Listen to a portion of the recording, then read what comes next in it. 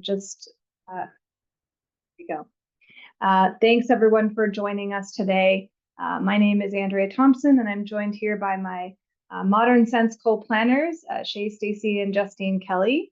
And we're pleased to present to you today a year-end tax planning webinar.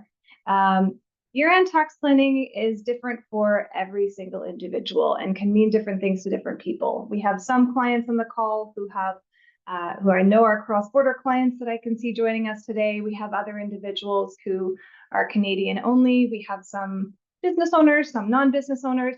So just to let you all know, we are going to be focusing mainly on personal tax planning measures today in the interest of time that are Canadian focused. So if you do have business acumen or cross-border complications, that will not be discussed on today's webinar.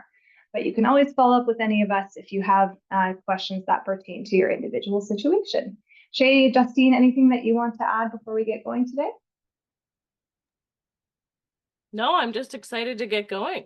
And I talk last, so I've got to wait. Yeah, we're all going to present a little bit of the presentation today to you.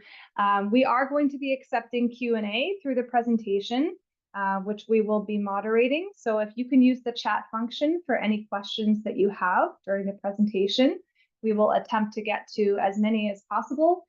And if we can't get to them during the presentation, we'll make sure that we leave some time at the end to attend to that. And we are aiming for about an hour in total presentation length today. So I have muted everyone on entry just for the sake of limiting background noise. I appreciate if you could remain on mute, and we will get going for the presentation today. So we're coming to the end of 2024. Oh, before I launch into anything, Modern Sense, we are an advice-only financial planning firm. We are not a legal firm. We are not an accounting firm. So with any of the tax planning measures that we discuss today, it is important to ensure that you run these by your appropriate professionals in the legal and or accounting field and or investing field, depending on what your particular questions are. So there's a lot to cover when it comes to year-end tax planning. And I think the first thing that I want to address, because of the interesting legislation that has been passed this year, is something called tax gain selling. So usually every year we talk about something called tax loss selling, but this year is a little bit different. We had some legislation that technically isn't fully into law yet, but was passed earlier this year in federal budget 2024. And this legislation was specifically around how much capital gains that an individual can take into their own personal tax picture in a tax year at what we call the 50% inclusion rate. What that means for the layperson is if you sell a stock or a rental property or something that has an appreciation in value, to date, 50% of that profit is non-taxable and 50% is taxable. This new legislation that has come into play as of June 25th, 2024 has said your first $250,000 of capital gains will be treated just as we've had it historically. But anything that we might have as a capital gain personally over $250,000 will now have a different inclusion rate applied to it. So what does that mean? So if you have that same profit that you were looking at before, instead of half of the profit being taxed, 66.67% of that profit will now be taxed. And so our tax-free portion of the profit now drops from 50% down to 33% approximately. So this has been, widely debated, highly contentious, and for most people not appreciated or embraced. They say it will not affect a lot of people, but for those who may have rental properties or second homes that they're selling, this may impact a larger group of Canadians than we anticipate. So the idea behind tax gain selling, specifically for year-end tax planning, is that since June 25th of 2024 to December 31st of 2024, you have $250,000 of capital gains that you can realize at the 50% inclusion rate. So we had this lovely legislation before that said we could take as much as we wanted to, and up until June 25th, we could take as much as we wanted to. But after June 25th, we can take up to $250,000 of additional capital gains at the 50% inclusion rate. Then starting in 2025, for the entire tax year, we only have $250,000 taxed at the 50% inclusion rate. So where this might impact you is if you have substantial capital gains that you're considering taking before the end of the year, that you might want to crystallize at the 50% inclusion rate, you can do so up to $250,000 between June 25th and December 31st. So it's an opportunity that if you want to, again, lock it in at the current 50% inclusion rate, and you have maybe a lot of gains to realize, that this is something that you might want to consider.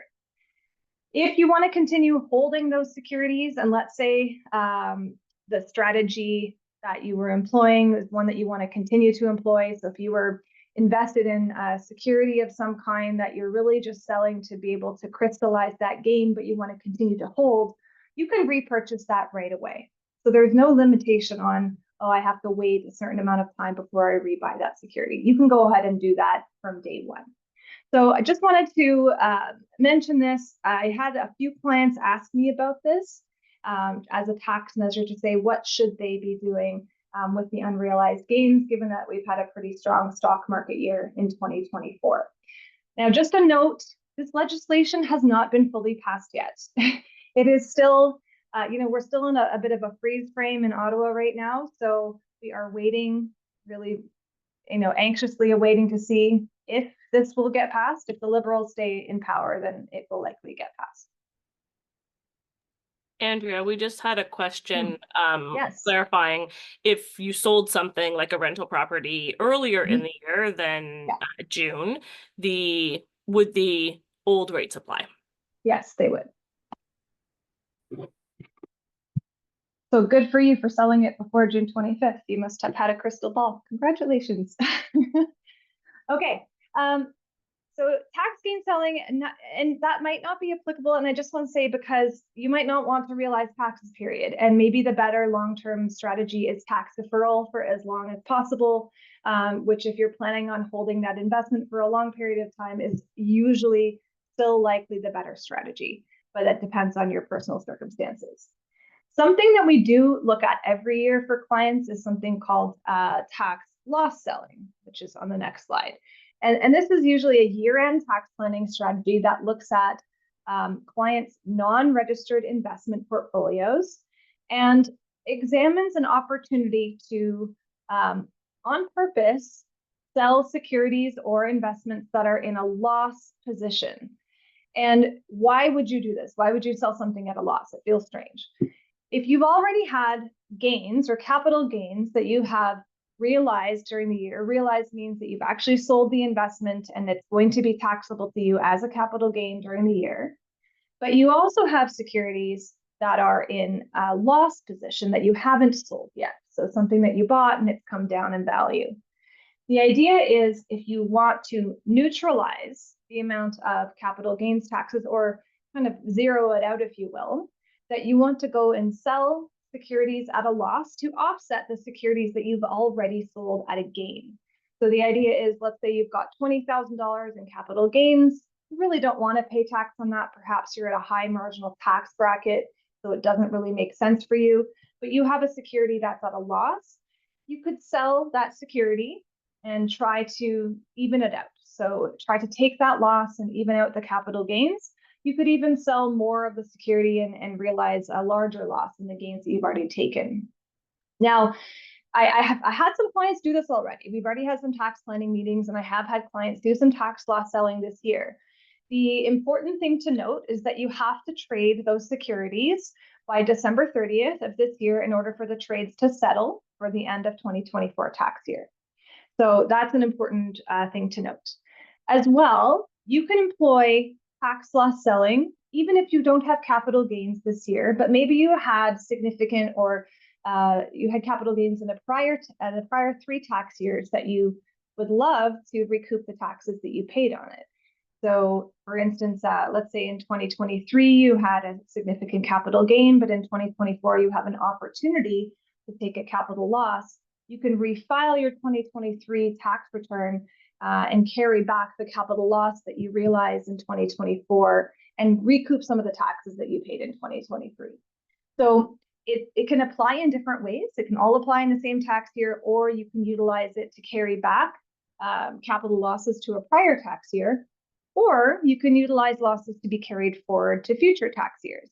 Now that can get a little bit murky based on that new inclusion rate that I was talking about, whether we realize losses at the 50% inclusion rate or at the 66% inclusion rate, or what gains we realize at 66 that are offset by the losses. So it can get a bit murky. That's why it's important to talk to your tax advisor to see that if you have any significant gains, how the losses will affect them is important to understand. Something else to note about tax loss selling that's super important is something called the superficial loss rule. And for those who are familiar with US rules, it's called the wash sale rule. What that means is if you are planning on doing tax loss selling, so selling a security at a loss, but you don't want to not hold that security. So the point is really just for tax planning, but you do want to continue to hold that investment going forward. Then the idea is, well, I'm just going to sell it, but then I'm going to buy it back because I strongly believe that this is something I want to continue to hold.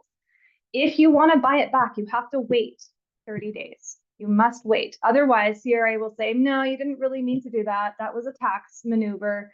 So we're not going to let you count that capital loss. And it's important to know that it's not just the specific security that you sold. It's anything that looks, smells, or tastes like the same security. So for instance, if you're an investor and you own VOO, for instance, and you sell it and you rebuy VTI, that could look and smell like the same type of thing. So will CRA audit you on this? Maybe, maybe not. We don't know. But if they ever did and it doesn't pass the smell test as a substituted security, then they can disallow that capital loss that you took for tax loss selling purposes. The same applies if your spouse or an affiliated corporation also rebuys a similar security. So it's anyone at non-arm's length to you. Any questions on that? No? Okay. This is something that if you want to discuss this general strategy, if you have an investment advisor, a lot of advisors will do this type of work at year end. If not, reach out to them to have this discussion. We can also discuss this with you at Modern Sense to do a tax analysis for you. Okay, something else that I don't want to say happens with a lot of regularity, but can happen is something called a transfer or a swap. And the idea is that you're trying to maximize your RSP contribution or your TFSA contribution for the year, but you've got money, let's say, in a non-registered portfolio that's sitting there that you want to move over into the RSP or the TFSA. And let's say that security is at a loss. So if you transfer that security to the RSP or to the TFSA, you don't get to claim that loss. So they don't really allow you to do a transfer in kind and also claim the capital loss. So that's called a swap or a transfer. So I think it's important to know that if you're planning on taking the capital and moving it over into one of their registered investment vehicles, sell it first, take the cash, and then contribute the cash to the RSP or the TFSA.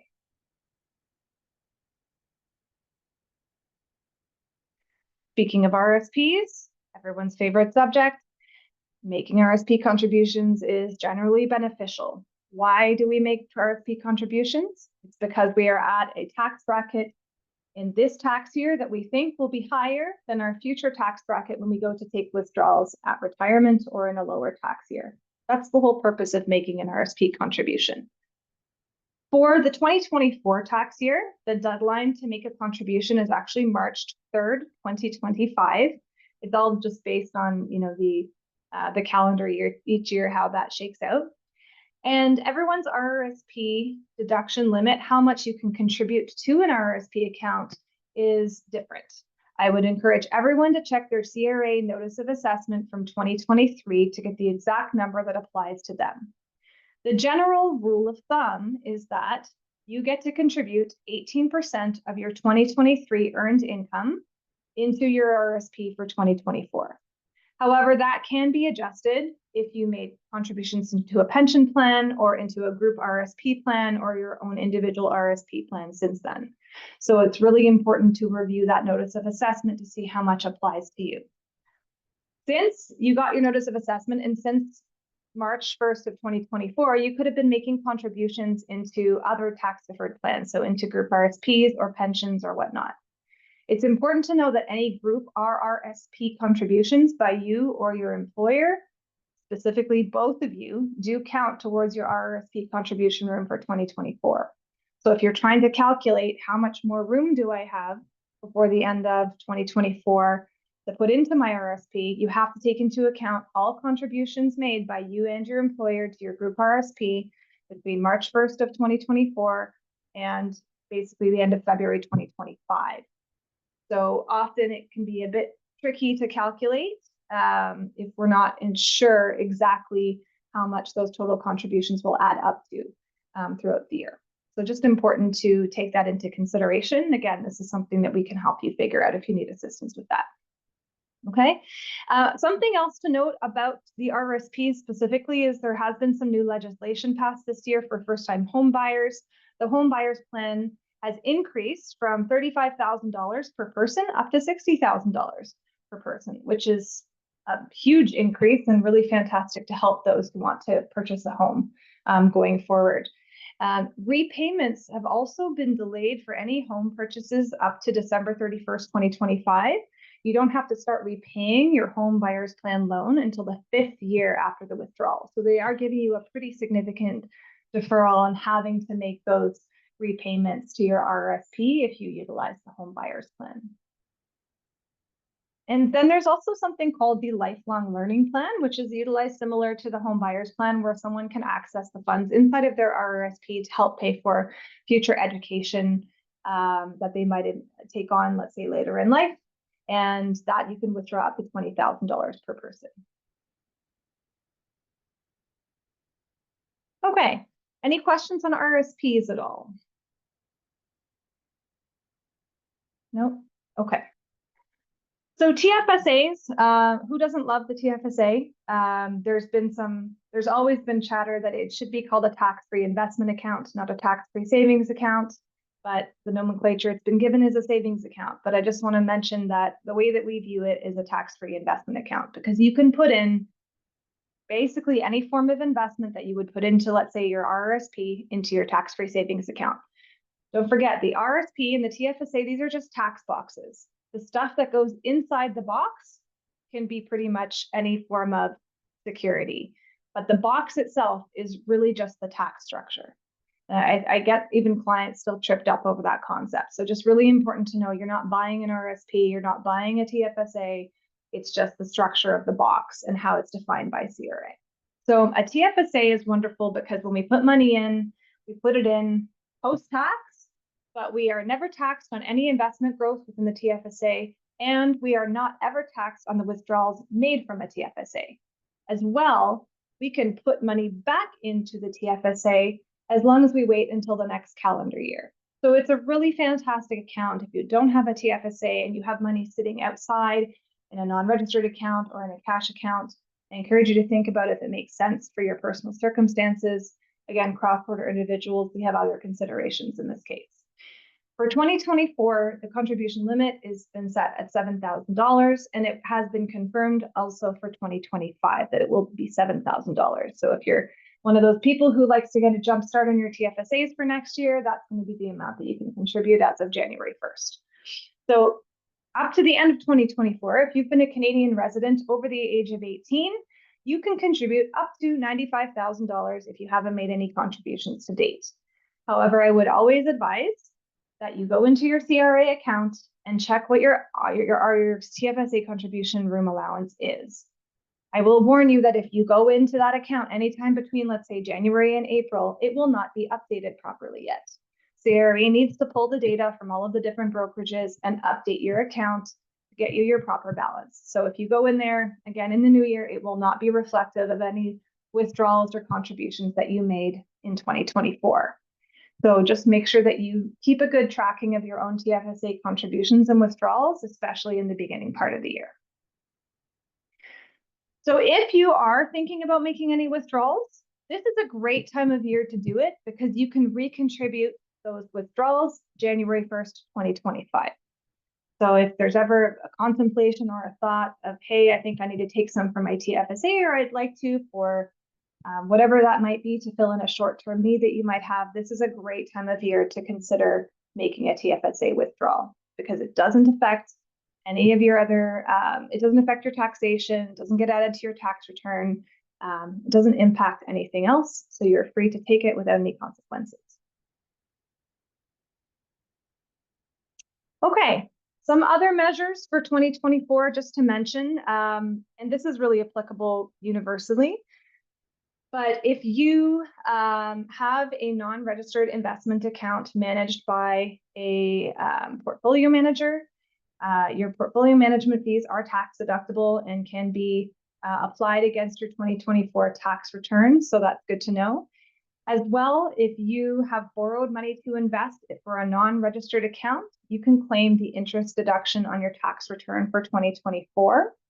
So just make sure that you, at the end of 2024, for your accountant, or even if you do your own taxes for your own tax return, make sure that you get a statement itemizing those expenses for the year. So they're carrying charges and interest expenses specifically.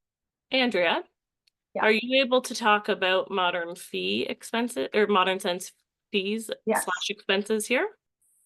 Yes. Technically, financial planning fees are not included as a carrying charge or portfolio management expense for the purpose of the tax returns, which we are very not content about. That being said, I have seen certain accountants take the position that the type of advice that we are offering when it comes to tax and investment planning, in certain cases, they are qualifying that as a qualifying investment expense. But I will say that is not our position that we take on it. That is entirely that accountant's position.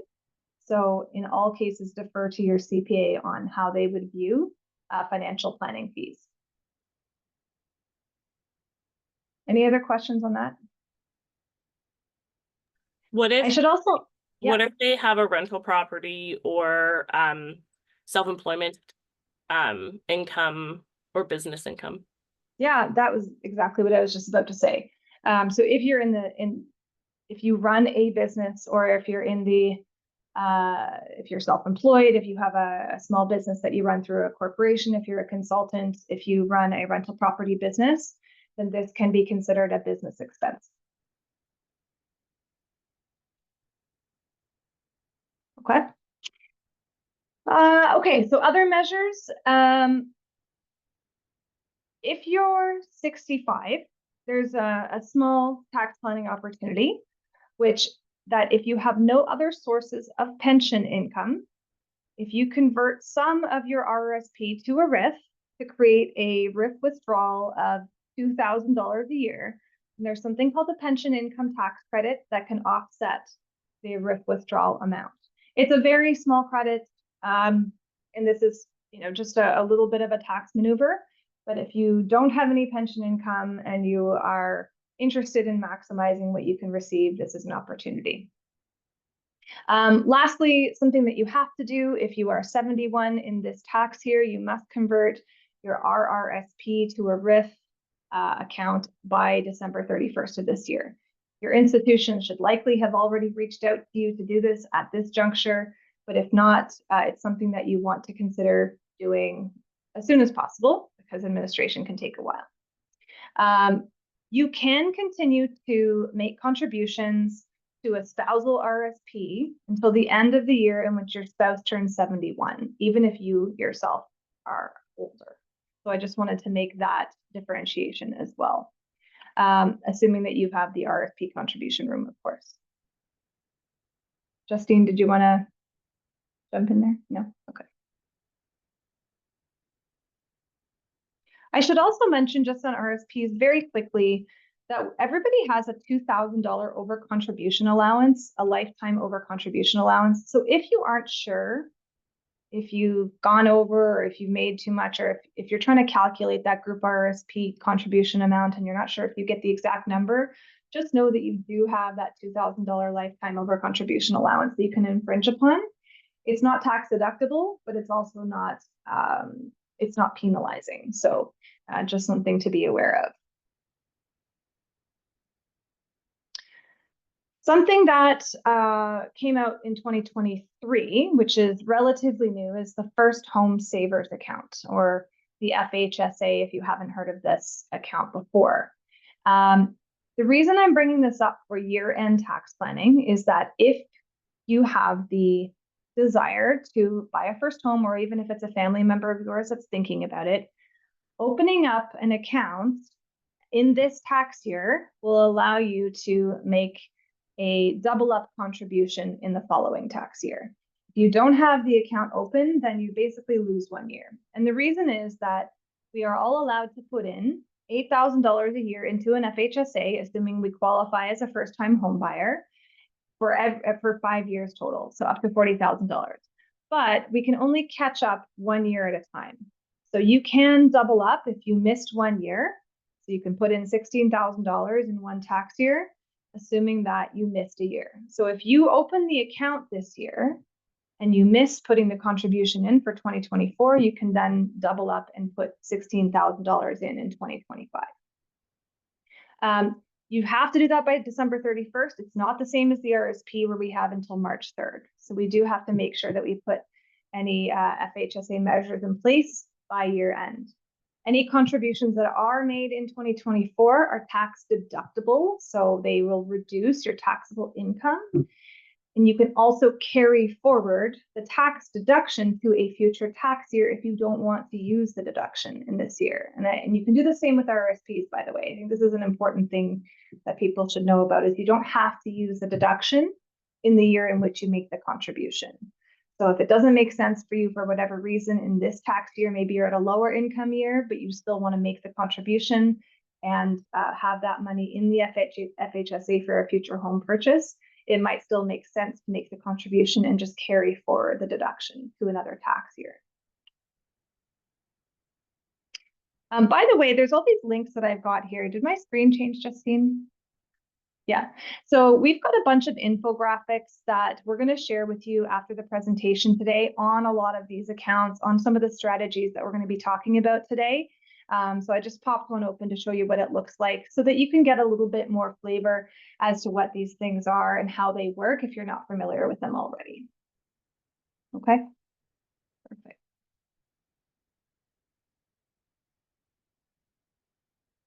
Oops, sorry, going back one there.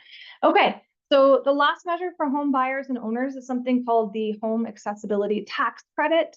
So if we are housing individuals who need additional support and you need to make home renovations in order to support those individuals, then there is a option to claim a tax credit for eligible expenses of up to $20,000. So 15% of eligible renovation costs up to $20,000, which means that the maximum tax credit that you'll get back is about $3,000.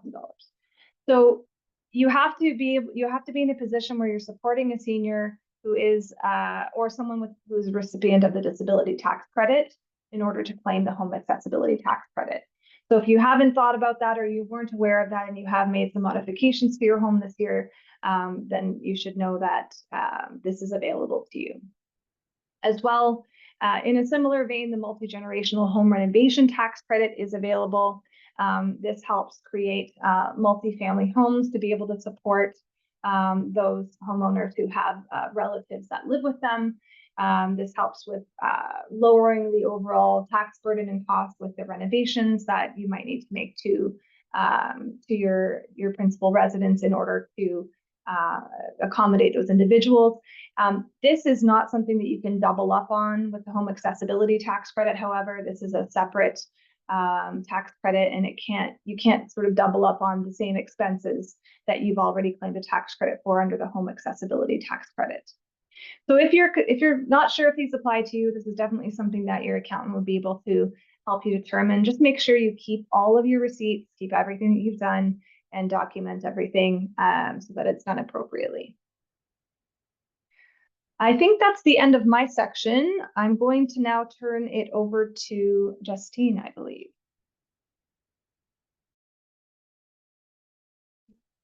I think you're on mute. Yeah, so you... Okay, oh, thank you. I wasn't able to unmute myself, but thank you for allowing me to do that. So in this section, we're going to discuss some tax measures in regards to families with students, and taking a look first at our ESP contributions. So money going into an RESP account. Just some basic information to start with. Government contributes 20% of the first $2,500 each year per child. If you can't make the full contribution in any given year of the 2,500 to get the maximum amount of grant, you can carry forward to future years, but only you can always make more contributions, but to get the full amount of grant, you can only get up to 1,000 per year. So that would be 2 years of available room to be able to catch up. The maximum amount of grant you can receive per beneficiary is $7,200. So this is that 20% grant from the government. And there are multiple different strategies to try to be able to get the maximum amount of grant. You can contribute $5,000 annually over 7 years. And there's also other ideas such as starting, if you have the ability to, with putting more in the first year. So for example, if you put in 14,000 in the first year and then do your 2,500 each year until you've reached the full amount of 7,200. And this is a way to be able to, gain more growth on compounding. So the longer it's in and growing, you have the ability to attract more growth on the investments. Specifically for year end, if the beneficiary of an RESP, whether it's a child or grandchild, is coming or turning 17 or has turned 17 this year, you are not able to contribute and get the grants after December 31st this year.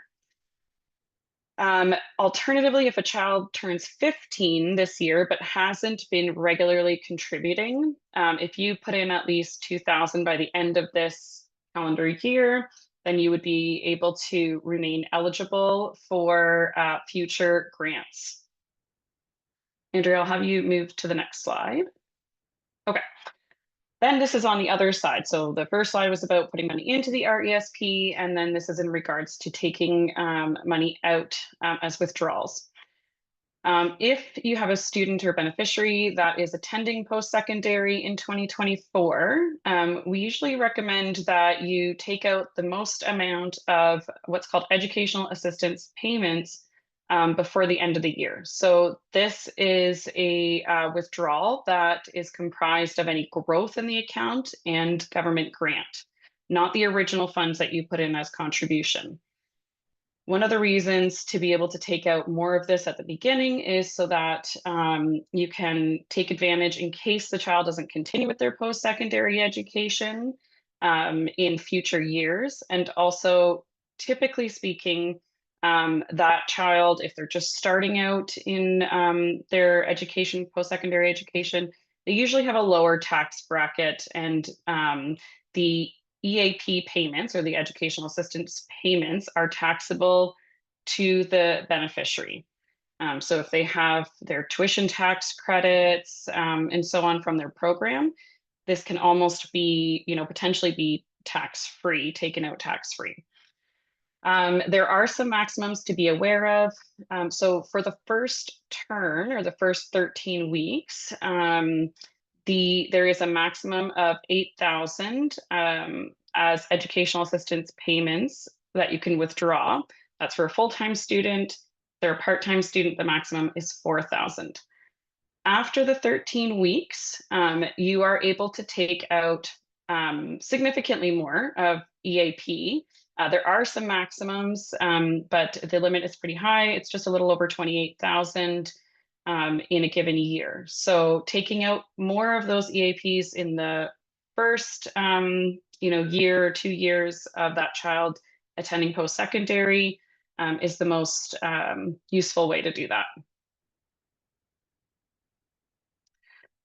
Okay, this section talks about if you or a family member has any disabilities.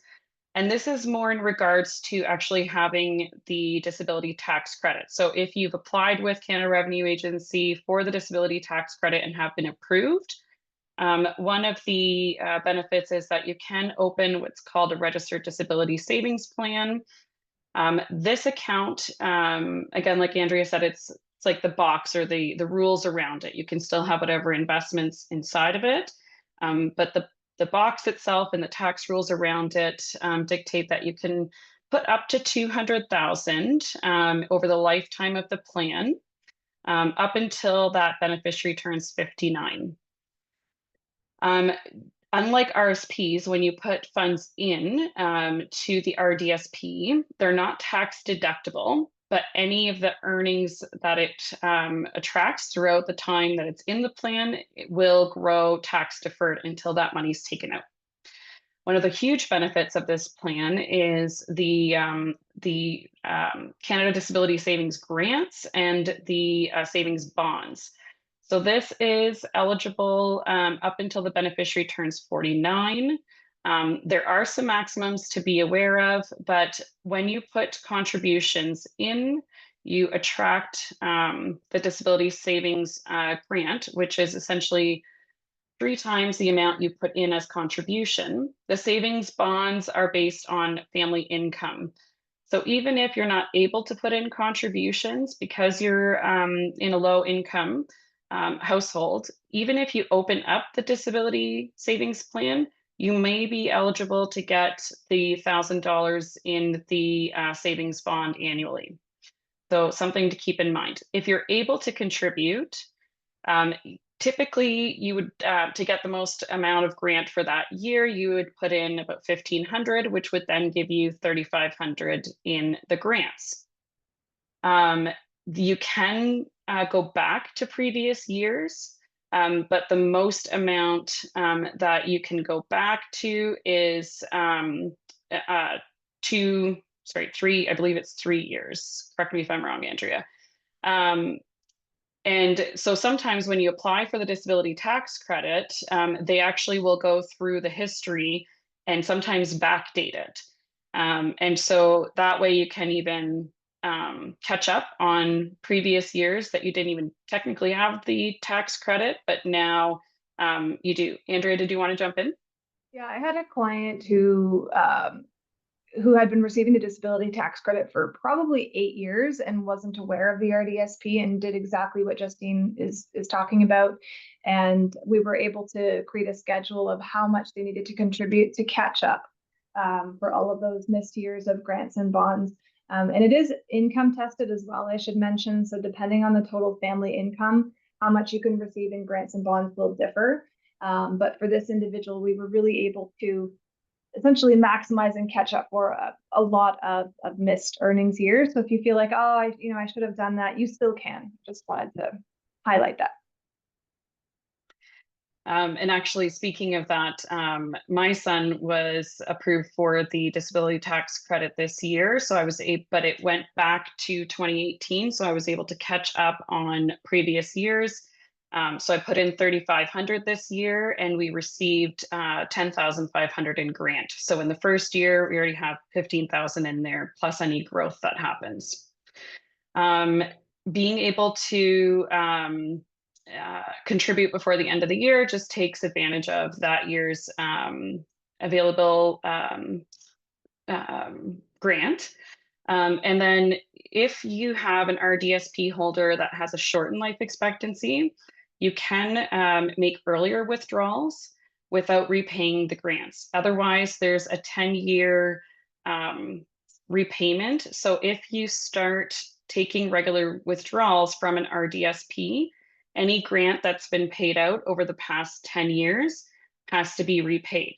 So in an ideal world, you would want to contribute up to age 49 or up until you receive the maximum amount of grant. And then in 10 years later, at age 59 or 60, then start taking regular withdrawals, and you would be eligible to keep all of the grant and growth for that beneficiary. Keeping going with this theme here, family members with disabilities, in 2024, there is, and past, there's a federal tax credit that can be claimed for eligible medical expenses. So typically, if you gather these expenses, it's for a 12-month rolling period. So it could be even from, if you didn't claim it in a previous years, it could be from June 2023 to June 2024, if that makes more sense for you, where you had higher expenses during that time. The way that you want to calculate it or decide which person out of your family claims that, like yourself or your spouse, it is most beneficial if you have enough that it is over 3% of your net income, or 2,759.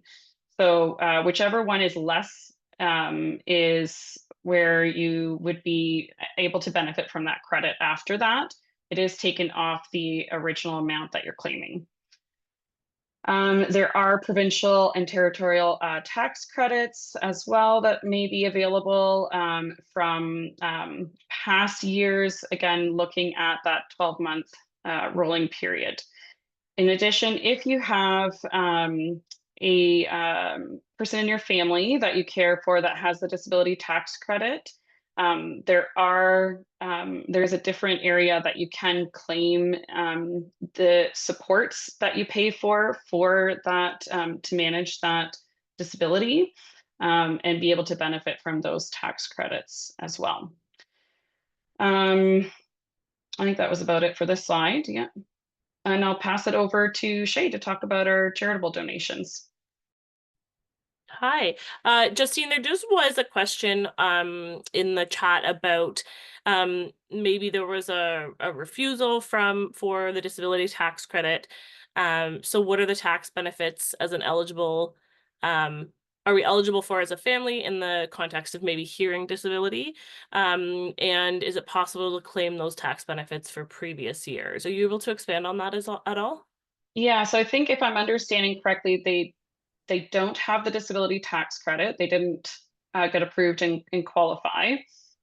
So then you could use expenses paid for if they're a dependent on the medical expenses. But in order to, do the RDSP or the disability supports, then they do need to have the approved disability tax credit. And on that note, you can also, what's the word I'm looking for? You can dispute a decision by Canada Revenue Agency if they didn't get approved, but you feel that they should have been. You can dispute it, and there is an entire process laid out on how to do that on the CRA website. Okay, thank you. Okay, so hello everyone. I'm Shay. I have been patiently waiting to talk to you about charitable donations. So I think I could do an entire presentation on charitable donations, but what I want to do is maybe bring some things up that are specific to year-end planning, with maybe some more color around charitable donations themselves. And as just a personal story, if you know me, you probably know I love the Dave Matthews Band. I saw 2 concerts on the weekend, and one of his songs, the lyrics are, "If you give, you begin to live." And I just, as nerdy as it was, thought about this presentation during the concert when I heard that. And I think it is, it's very personal if you donate, but it also does have a lot of kind of emotional effects. So we won't talk about that today. We will talk about the numbers of things today. But just, the food for thought around that.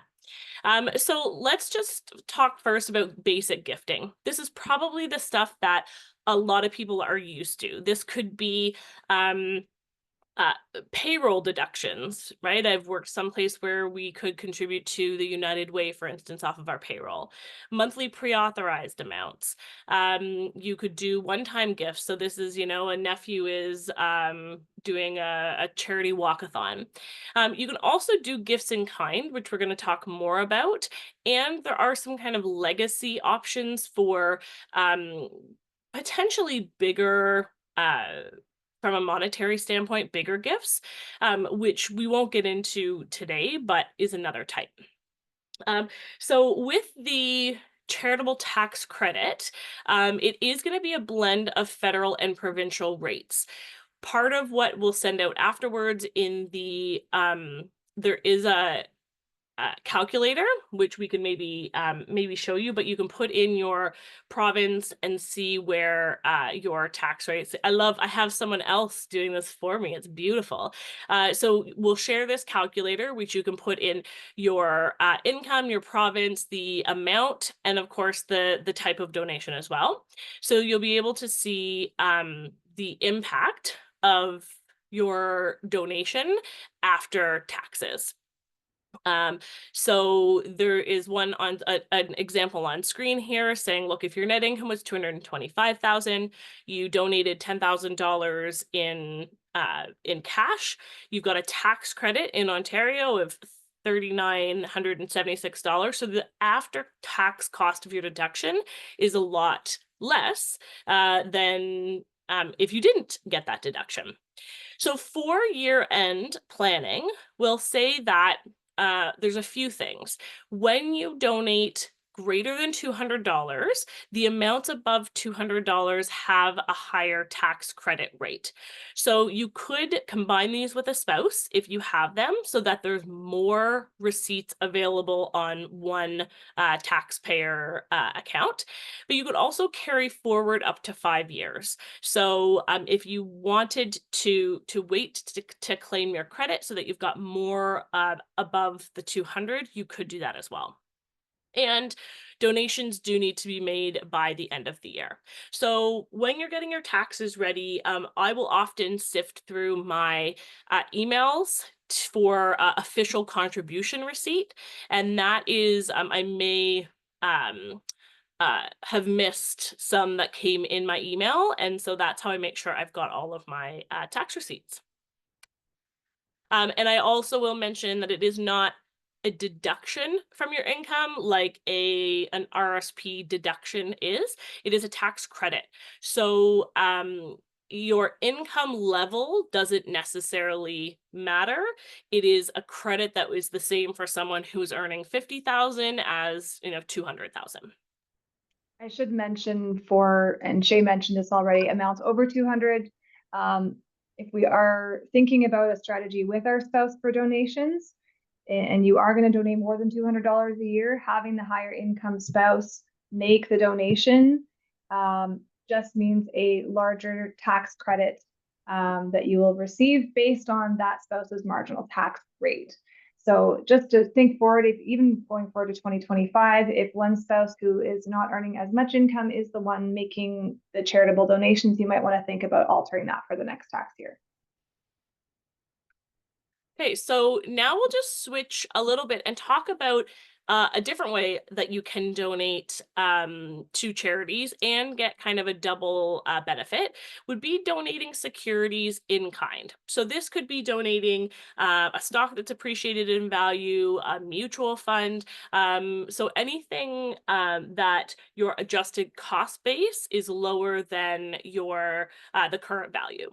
So I have clients who do this with employer share purchase plans, especially if they've had them for a while. Their adjusted cost base on these can be lower.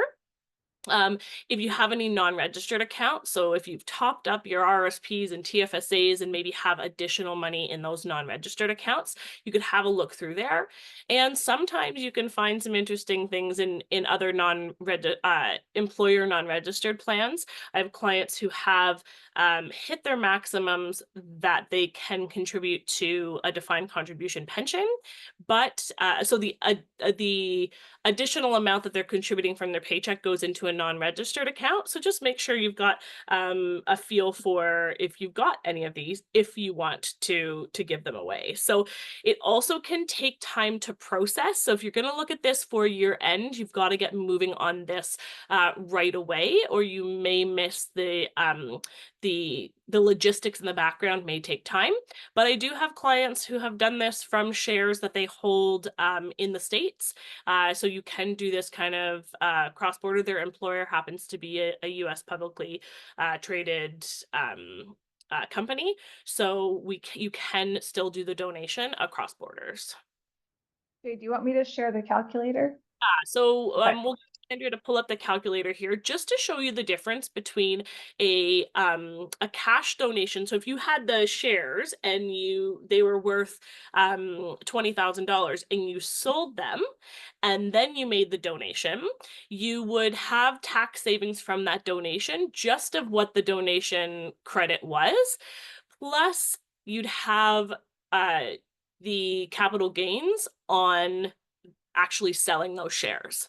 So if you were to donate those shares in kind, you would not have to pay that tax on the gain. So the example Andrea is showing on screen is about $1,600, and right, you've given kind of the same amount away, but saved the tax there.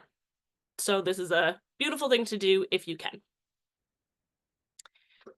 What I will just add to is that sometimes there's a minimum that you have to donate in shares or in an amount to a charity. If you're looking to donate like $50, it's likely that you won't be able to employ this type of transaction.